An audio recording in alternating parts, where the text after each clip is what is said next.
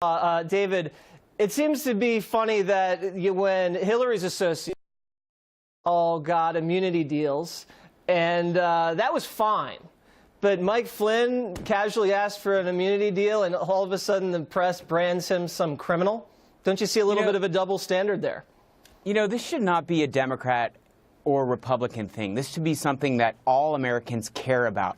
You know, the framers of our Constitution were really worried about interference by foreign governments. That's why they put in the Constitution protections so that foreign governments couldn't interfere in our democracy. That's at base what happened here. Russia interfered in our election. Now, for Matt to say that Flynn is a victim is unbelievable. Flynn has said he wants immunity from prosecution, means he's suggesting that he's committed crimes and he wants immunity to give evidence to talk about other people who have engaged in crimes. If he was, that's why you ask for immunity.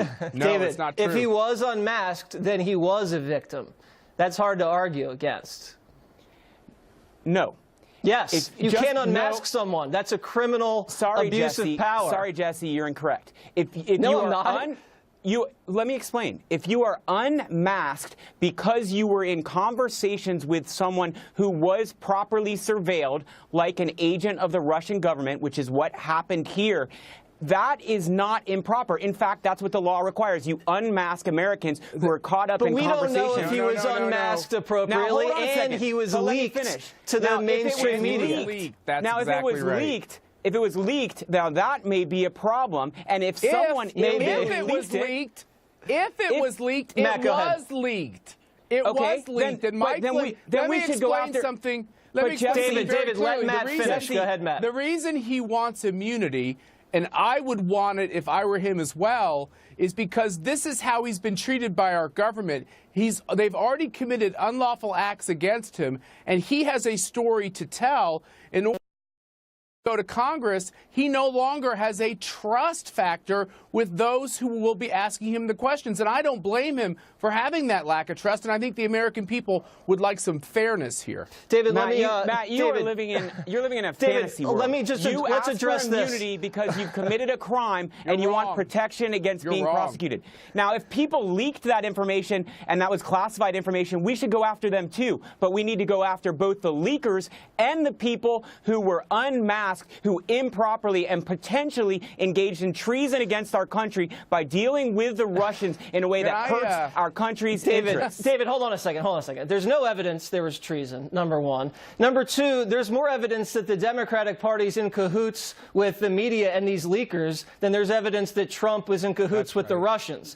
It's all smoke, no fire, and we haven't gotten to the bottom of any of this, and the media doesn't care about the fact that there's potential abuse of power, that President Obama and holdover officials might have surveilled a president-elect and then illegally unmasked him and then leaked classified information to the press. To me, that seems like the juicier story. And instead of covering that, it's a process crime now about when the House Intelligence Committee went to the White House, when did he go, who let him in. The real story, to me, seems to be the abuse of power.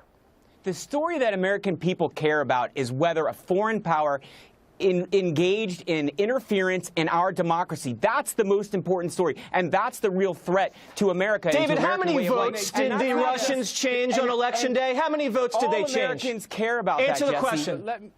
David, how many votes did the Russians change on November 8th?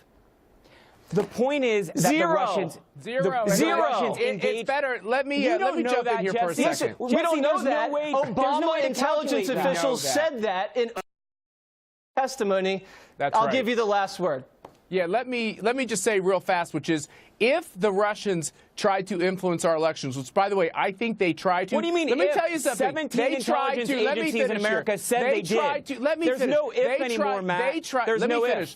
They try to influence and destabilize America every day of the calendar year. Do you know whose fault that is? That is President Obama's fault for leaving us vulnerable. Let's really focus on what these investigations should be on, and it's Obama's failure. That's a good point. It all happened under Obama's watch. Guys, thank you very much. Next on the rundown.